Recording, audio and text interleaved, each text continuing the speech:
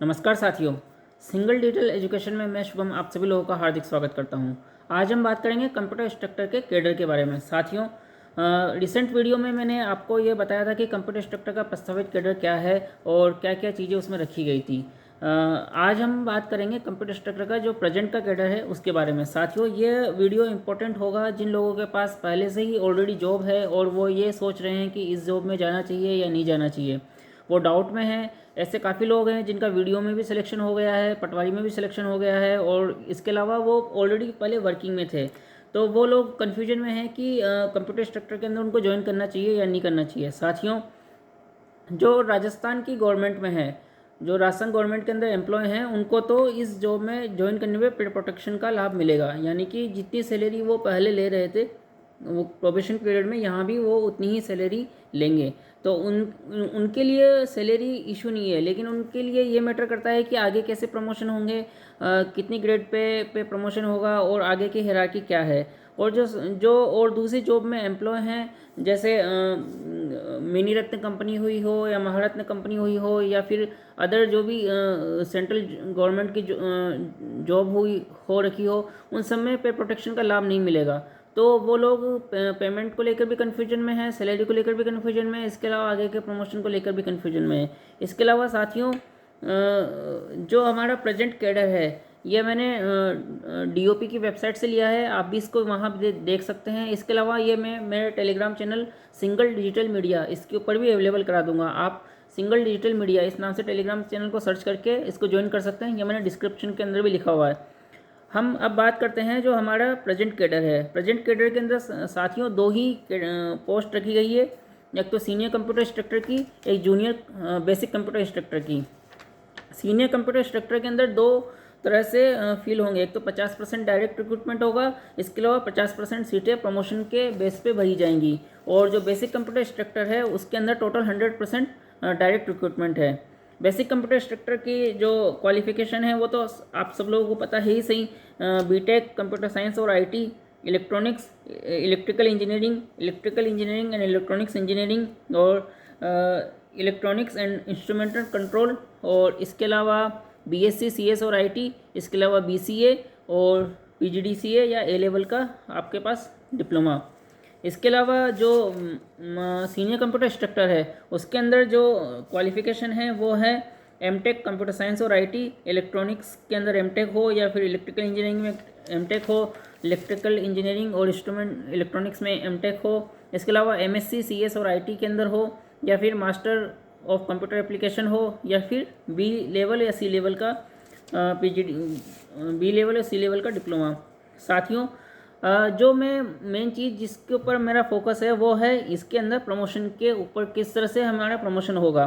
तो प्रमोशन के अंदर इसमें क्लियर मेंशन है कि मिनिमम 5 ईयर ऑफ एक्सपीरियंस, पुरानी पोस्ट पे जो बेसिक कंप्यूटर इंस्ट्रक्टर है उसमें 5 साल हमें का मिनिमम से मिनिमम 5 साल का हमारा एक्सपीरियंस होना चाहिए। इसके अलावा हमारे पास इस सीनियर कंप्यूटर इंस्ट्रक्टर की क्वालिफिकेशन होनी चाहिए, तभी हमारा प्रमोशन होगा। साथियों, 9 साल 9 ईयर पे तो सबको एसीपी लगनी ही है, लेकिन अगर 5 साल से लेकर 9 साल के बीच में हमारा प्रमोशन हो सकता है अगर हम सीनियर कंप्यूटर इंस्ट्रक्टर की क्वालिफिकेशन रखते हों और इसके अलावा हमारी रैंक अच्छी हो। तो साथियों, अभी फ़िलहाल सीनियर कंप्यूटर इंस्ट्रक्टर से आगे कहाँ प्रमोट होंगे ये चीज़ कैडर में डिसाइड नहीं है। कैडर में अभी ओनली 2 ही पोस्ट हैं। इसके अलावा साथियों, जो मैंने प्रस्तावित कैडर रखा था उसके अंदर मैंने आपको बताया था कि 2020 में जब इसकी प्रक्रिया स्टार्ट हुई थी तो इसके अंदर 3 स्लैब रखी गई थी। कंप्यूटर विज्ञान के व्याख्याता फर्स्ट ग्रेड टीचर, कंप्यूटर शिक्षक सेकंड ग्रेड टीचर और कंप्यूटर शिक्षक थर्ड ग्रेड टीचर। कंप्यूटर विज्ञान जो व्याख्याता हैं फर्स्ट ग्रेड टीचर हैं उसके अंदर एमटेक और एमसीए मास्टर डिग्री मांगी गई थी। और इसमें जो प्रमोशन की हायरार्की थी उसमें 3 साल का ओनली एक्सपीरियंस रखा गया था प्रीवियस पोस्ट पे। इसके अलावा जो ग्रेड सेकंड थी उसके अंदर बीटेक कंप्यूटर साइंस मांगी गई थी और आईटी, और जो ग्रेड थर्ड थी उसके अंदर बीएससी और बीएससी बीटेक और ये सब चीज़ें उसके अंदर इंक्लूड थी। तो साथियों, जो हमारा अभी वर्तमान कैडर है इसके अंदर ओनली 2 ही पोस्ट रखी गई हैं। तो मुझे लगता है कि जो हमारा अभी का जो कैडर है इसको रिव्यू किया जाना रिव्यू किया जाना कंपलसरी होगा, क्योंकि सीनियर कंप्यूटर इंस्ट्रक्टर भी अपनी प्रमोशन की डिमांड करेंगे और उनका प्रमोशन अभी कहाँ पे होगा ये चीज़ डिसाइड नहीं है। इसके अलावा अभी नई शिक्षा नीति लागू होनी है, उसके अंदर computer as a compulsory subject पढ़ाया जाना है।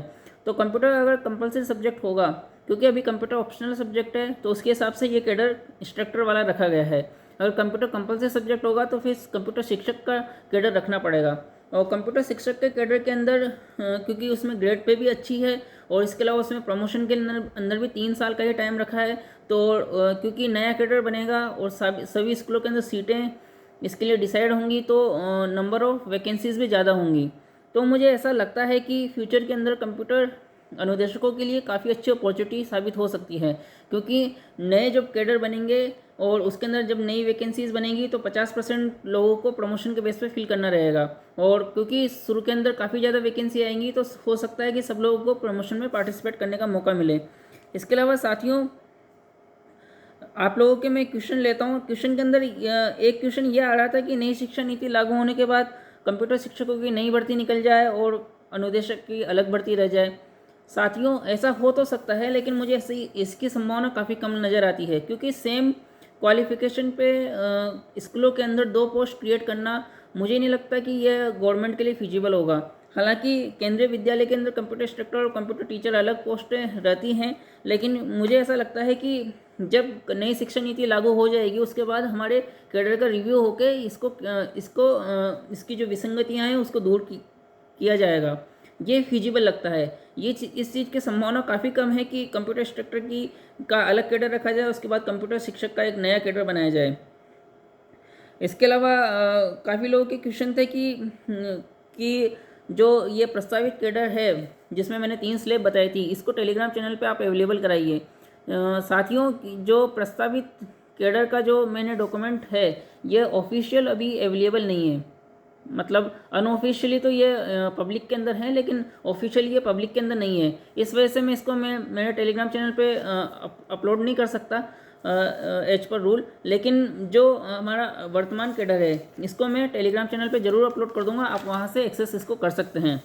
इसके अलावा साथियों, आपको सबको पता है कि सीनियर कंप्यूटर इंस्ट्रक्टर में जो ओनली काउंसलिंग के जो कैंडिडेट्स थे उनकी लिस्ट आ चुकी है। ये भी मैंने टेलीग्राम चैनल पे जो उसका ऑर्डर था वो मैंने प्रोवाइड करा दिया है। आप इसको बीकानेर शिक्षा निदेशालय की वेबसाइट पे भी एक्सेस कर सकते हैं। इसके अलावा हमें उम्मीद है कि हमारा जो जिला आवंटन का रिजल्ट है वो जल्दी ही जारी हो जाएगा।